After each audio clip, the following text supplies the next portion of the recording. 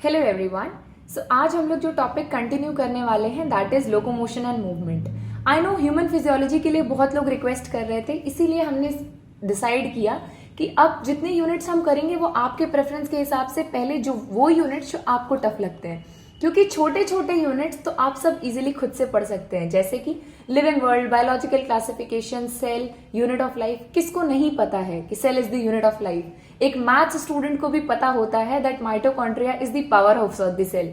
तो उसमें हम इतना मुश्किल नहीं है कुछ कि आप अपने आप ना कर पाए, इसलिए हम उन यूनिट से स्टार्ट करेंगे जो बहुत ही डिफिकल्ट होता है। और एग्जाम टाइम में पर्टिकुलरली अगर आप इसको कवर करने की कोशिश करें तो you will feel a lot of pressure, ठीक है। और इसके क्वेश्चंस बहुत ज्यादा आते हैं, मैक्सिमम लोग इसको छोड़ के भी जाते हैं क्योंकि उन्हें समझ नहीं आता है। So let's start with this, okay. So बात कर रहे हैं हम लोग जो चैप्टर की, that is locomotion and movement. सबसे पहली बात कि what is the difference between locomotion and what is the difference between movement and locomotion, ठीक है। मूवमेंट का मतलब होता है any change in the position. For an example, अभी मेरा हाथ यहां पर है और मेरा हाथ उठ के यहां चला जाए, दिस इज सिंपल मूवमेंट। और फॉर एन एग्जाम्पल जो कथक डांसर्स होते हैं, देखिए कलाई मेरी फिक्स्ड है बट मेरे फिंगर्स चारों डायरेक्शन में अगर मूव करें तो दिस इज मूवमेंट, ऑलराइट। तो change in the basically location जो होता है दैट इज लोकोमोशन। मतलब ये चीज अगर मानिए ये मेरी कलाई है, यहाँ के यहाँ फिक्स्ड है बट मैं अपने हाथ को चारों डायरेक्शन में मूव कर सकती हूँ, this is movement. But what is locomotion? Locomotion का मतलब होता है कि अभी मैं यहां थी फिर मैं उठ के आगे आ जाऊं, दिस इज लोकोमोशन। तो यहाँ पे एक एआर जो बनता है सबसे पहले चैप्टर के नाम पे ही, that what is the difference between locomotion and movement. Is locomotion a kind of movement और नॉट? फाइन। सो एआर जो बनता है that statement is like this कि locomotion is a kind of movement but movement is not a kind of locomotion, alright. तो इस चीज को हम कैसे जस्टिफाई करेंगे? बिल्कुल जस्टिफाई कर सकते हैं। फॉर एन एग्जाम्पल, मानिए ये प्लेस ए है, ये प्लेस बी है, यहां से मैं उठ के चली गई यहां ए से बी तक, this is movement as well as locomotion. क्यों? क्योंकि मैंने अपनी पोजीशन चेंज कर दी। इनिशियल पोजीशन मेरी ए थी और फाइनल पोजीशन मेरी बी है। वेयर एज अगर मैं ए पे ही खड़ी हूं और फिर क्या करूं, मैं इसी के इर्द गिर्द घूम के ए पर ही खड़ी रहूं, so this is basically locomotion, not this is only movement, alright. Locomotion मैंने जानबूझ के पहले बोला ताकि आप कहें या दिस इज लोकोमोशन, तो थोड़ा कंफ्यूजन तो चलता है ताकि आप फाइनल एग्जाम में कंफ्यूजन ना करें, ऑलराइट। तो अब हम इसके आगे बढ़ते हैं। देखिए, जैसे human beings can move limbs, jaw, eyelids, tongue, some of these movements result in change of place and location, thus voluntary movements are called locomotion. यही चीज इन्होंने मैं यहां समझाई है। सपोज हम बात कर रहे हैं या मैं अपने हाथ से कुछ मूवमेंट कर रही हूं, तो this is a kind of movement but this is not locomotion, क्योंकि इससे मेरी पोजीशन नहीं चेंज हो रही है। तो this is only movement but not locomotion. तो आई होप इतना आपको इस एआर में क्लियर हो गया होगा कि what is the difference between locomotion and movement, alright. अब ये कुछ एग्जाम्पल्स पूछे जाते हैं, अगर आप ध्यान से देखें, दैट पैरामीशियम में सीलिया जो है वो हेल्प करता है movement of food through the cytopharynx. What is cytopharynx? देखिए, पैरामीशियम का कुछ इस तरीके का स्ट्रक्चर होता है जिसको आप स्लिपर शेप भी बोलते हो। इसमें क्या होता है, बेसिकली पूरे स्ट्रक्चर पे इस तरीके से छोटे छोटे हेयर लाइक स्ट्रक्चर्स लगे रहते हैं जिसको आप बोलते हो सीलिया। तो ये जो सीलिया होता है इसका एक रिदमिक मूवमेंट होता है जिसकी वजह से जो फूड मटेरियल बाहर है वो पैरामीशियम में अंदर आता है। और बेसिकली यहाँ पे साइटोप्लाज्म में ही इनका सब कुछ होता है, इसलिए हम उसको कॉमन नाम दे देते हैं साइटोफेरिंग्स, ठीक है। And in locomotion as well. तो ये सीधे से आपको ये कह रहे हैं कि पैरामीशियम या यूनिसेलुलर जितने भी ऑर्गेनिजम्स होते हैं उसमें क्या होता है कि कई बार छोटे छोटे स्ट्रक्चर्स लाइक सीलिया, फिम्ब्री, ये छोटे स्ट्रक्चर्स भी जो कि सिर्फ और सिर्फ मूवमेंट कराते हैं वो लोकोमोशन भी करवा सकते हैं, क्योंकि बॉडी स्ट्रक्चर उतना बड़ा है नहीं तो they can easily move, alright. तो ये बात आपको यहाँ पे समझाई गई है। हाइड्रा में भी सेम चीज है। Hydra can use the tentacles for capturing its prey as well as for locomotion. और जैसे ये मान लीजिए ये हाइड्रा है, इसके ऊपर क्या है, टेंटिकल्स लगे हुए हैं, ठीक है। ये टेंटिकल्स पहली बात तो इसके प्रे को कैच करने का एक सिस्टम है कि भाई कुछ यहाँ से गुजर रहा है फूड मटेरियल तो प्रे उसको कैच करेगा। दूसरी चीज ये अपने लोकोमोशन के लिए भी, देखिए होता क्या है, सपोज करिए ये दो सीलिया या दो हाइड्रा है, ये टेंटिकल्स है। व्हाट हैपन, रिदमिक मूवमेंट का मतलब है दोनों या तो इस डायरेक्शन में जाएंगे, दोनों या तो इस डायरेक्शन में जाएंगे, और टू और फ्रो मूवमेंट में जाएंगे, मतलब पहले इस डायरेक्शन में फिर इस डायरेक्शन में। तो इस मूवमेंट की वजह से वो धीरे धीरे टाइम के साथ अपनी लोकेशन चेंज कर लेते हैं। एज वेल एज जब ये ऐसे मूव करेंगे तो इनके बीच में जो स्पेस होती है उसमें फूड पार्टिकल्स आसानी से ट्रैप हो सकते हैं and they can be engulfed by the material itself, alright. तो ये कुछ चीजें थी जो हमें यहाँ पे समझनी है। इसके बाद एनसीईआरटी ने बहुत ही कॉमन से स्टेटमेंट्स लिखे हुए हैं जो किसी को समझने में कोई दिक्कत नहीं होती है। अब यहाँ पे जो एम्स में एक बहुत ही फेवरेट सा क्वेश्चन पूछा जाता है, दैट इज डायापेडिसिस ऑफ WBCs।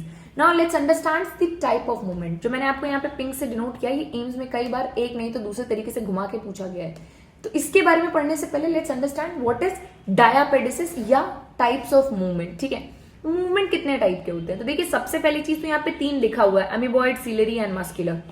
तो जो हम मूवमेंट पढ़ रहे हैं, सबसे पहले हमने क्या पढ़ा, दैट इट इज अमीबॉइड, दूसरा it is ciliary and third is basically your muscular.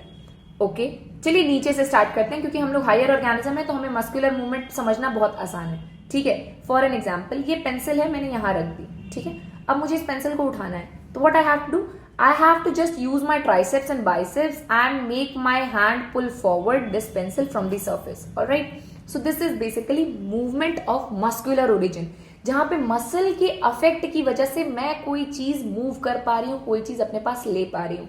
Next is your ciliary. Ciliary अभी हमने पढ़ा था पैरामीशियम में, स्लिपर शेप स्ट्रक्चर रहता है इसका कुछ इस तरीके से, और इसके पूरे सरफेस पे छोटे छोटे हेयर लाइक स्ट्रक्चर्स रहते हैं, जो मैंने आपको बताया कि टू और फ्रो रिदमिक मूवमेंट करेंगे। रिदमिक मूवमेंट की मतलब होता है कि सारे के सारे सीलिया एक डायरेक्शन में मूव करेंगे, जिसकी वजह से क्या होता है, सपोज करिए इस तरीके से सारे सीलिया पड़े हुए हैं और आसपास पानी है, तो जब ये इधर मूव करेंगे तो पानी में जैसे मतलब नाव होती है ना, उसमें जो उसकी चप्पू काम करता है, दैट स्टिक क्या करता है, पानी की करंट को दूसरे साइड ढकेलता है तो नाव आगे बढ़ती है। सेम उसी तरीके से ये सीलिया जो है जब ऐसे ऐसे बीट करेंगे तो उसी तरीके से पानी अलग मूव करेगा और ये ऑर्गेनिज्म अलग मूव करेंगे। तो this is ciliary movement. Now third is amoeboid. What is amoeboid? Amoeba का कोई शेप नहीं होता, इट इज शेपलेस स्ट्रक्चर। तो वो जैसे जैसे अपने शेप को चेंज करती रहती है ना, मानिए पहले ये थी, उसके बाद वो ये हो गया, तो जैसे जैसे वो शेप चेंज करेगा वैसे वैसे वो थोड़ा थोड़ा आगे मूव करता रहेगा। तो this kind of movement is called amoeboid. मतलब बहुत इंपॉर्टेंट चीज, अमीबॉइड मूवमेंट हमेशा सिर्फ और सिर्फ वो ऑर्गेनिज्म कर सकते हैं जिनकी सेल वॉल हद से ज्यादा फ्लेक्सिबल हो और वो यूनिसेलुलर हो। बात समझ में आ रही है? क्योंकि सेल वॉल बहुत ही या सेल्फ मेम्ब्रेन बहुत ही डेलिकेट स्ट्रक्चर होता है, ये पूरी बॉडी को मूव नहीं करा सकता अगर आपका वेट ज्यादा है। फॉर एन एग्जाम्पल, अब हम ह्यूमंस का है, ऐसा है हम चलेंगे नहीं, हमारी पूरी बॉडी में सेल है, एक काम करो सारी सेल अपने आप मूव कर जाओ, that is not possible. Why? Because cell membrane या सेल वॉल इतनी स्ट्रेंथन अप नहीं होती कि पूरे बॉडी के वेट को एक साथ मूव करा सके। But what happen in unicellular, जैसे अमीबा वगैरह है, इसमें चूंकि बॉडी वेट ही इतना ज्यादा नहीं है, तो क्या करता है सेल मेम्ब्रेन या सेल वॉल अपनी फ्लेक्सिबिलिटी से इन चीजों को मूव करा लेता है due to change in structure and shape. Alright, ये 3 चीजें आपको समझ में आ गई होंगी। अब ये बहुत इंपॉर्टेंट पॉइंट है जो एनसीईआरटी ने लिखी तो 2 सेंटेंसेस में है, बट वो बार बार एग्जाम्स में पूछी जाती है। What is that? That basically कुछ specialise cells like macrophages and leucocytes. अब हम लोग आगे पढ़ेंगे, जब हम लोग ब्लड वाला चैप्टर की बात करेंगे, ह्यूमन हार्ट की बात करेंगे, तब हम वहां पे पढ़ेंगे कि what are macrophages, what are leucocytes, और किस तरीके से एक दूसरे से डिफरेंट है या सेम है। ऑलराइट, ये जो ब्लड में होते हैं ये अमीबॉइड मूवमेंट शो करते हैं। वेरी वेरी इंपॉर्टेंट पॉइंट, ये है तो ह्यूमंस के अंदर, बट फिर भी ये अमीबा टाइप मूवमेंट शो करते हैं। ये क्यों इंपॉर्टेंट है? बिकॉज यहां पे इसी को कहते हैं डायापेडिसिस। ठीक है, फॉर एन एग्जाम्पल क्या होता है, अमीबॉइड मूवमेंट नीचे इन्होंने लिखा भी है, basically it has pseudopodia formed by the streaming of protoplasm in amoeba.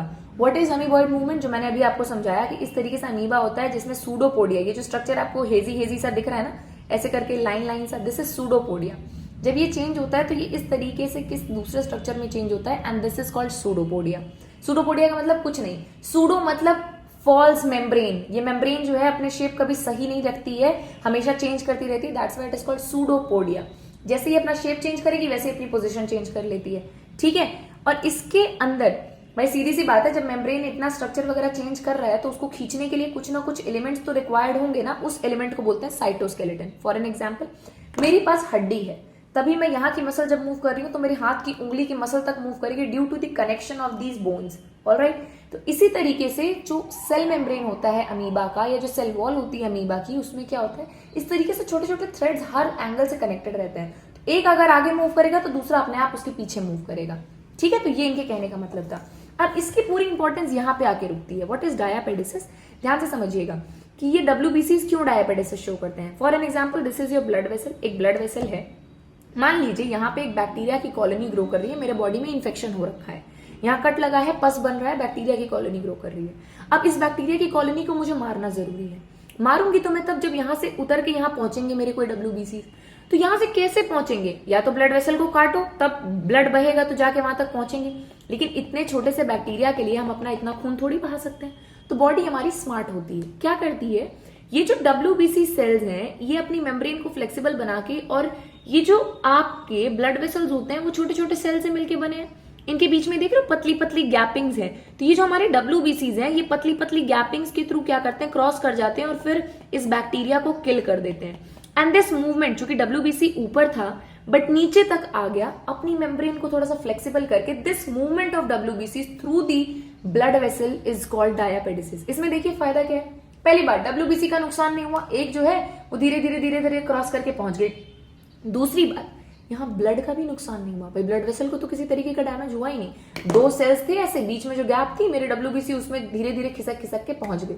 ये सेम उसी तरीके की कहानी है कि सपोज करिए एक दरवाजा खुला है जिसमें गैप बहुत कम है, तो एक मोटा व्यक्ति, रिजिड व्यक्ति तो उसको कभी क्रॉस नहीं कर पाएगा, लेकिन एक छोटा बच्चा जो कभी बेड के नीचे घुस जाता है, कभी अलमारी में घुस जाता है, कभी कहीं भी फिट आ जाता है, हो सके तो फ्रिज में बैठ जाए, है ना, वो कैसे बैठ सकता है फ्रिज में, क्या करता है, वो अपने हाथ पैर सब सिकोड़ के क्या करता है, फ्रिज में बैठ जाता है। सेम उसी तरीके से WBCs अपनी मेम्ब्रेन को पूरी तरीके से फ्लेक्सिबिलिटी का यूज करते हुए उन छोटे छोटे स्पेसेस से क्रॉस करके बैक्टीरियल कॉलोनी तक पहुंचते हैं और उनको मारते हैं। And this important amoeboid movement of WBCs for the protection of your body is known as diapedesis, and this is a very important question for your exams. Alright, अब आगे बात करते हैं। देखिए सीलियरी मूवमेंट की मैंने शॉर्ट में आपको ऊपर पढ़ा दिया था। सीलियरी मूवमेंट बेसिकली हमारे इंटरनल ट्यूब्यूलर ऑर्गन्स में होता है। फॉर एन एग्जांपल जैसे ट्रेकिया है, जैसे आप देखते हैं कि आपके नेजोफेरिंग्स यानी नेजल कैविटी के अंदर भी कुछ हेयर निकले रहते हैं, और यही हेयर नीचे जाके बहुत फाइन बन जाते हैं जिसको आप कहते हो सीलिया।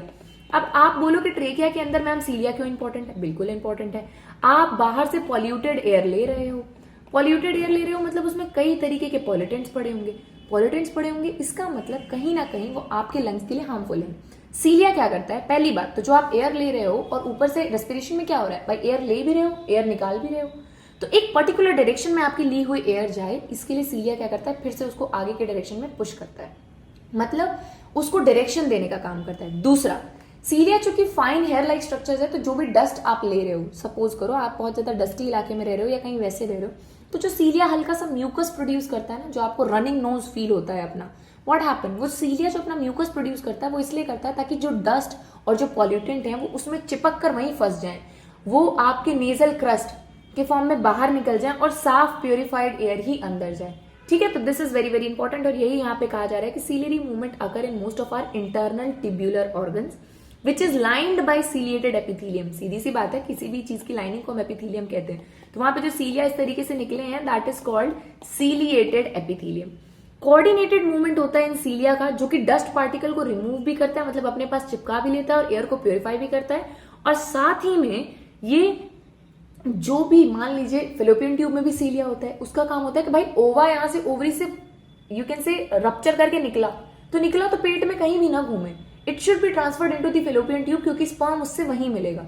तो ओवा जैसे ही रप्चर करके ओवरी से निकलता है तो फेलोपियन ट्यूब में क्या होते हैं, सीलिया लगे होते हैं जो इस ओवा को कैच करके यहां से फेलोपियन ट्यूब में पहुंचाने का काम करते हैं। तो यहाँ पे भी एक डायरेक्शन में मूवमेंट होता है ताकि ओवा सिर्फ एक ही डायरेक्शन में मूव करे, बाय डायरेक्शनल ना मूव करे।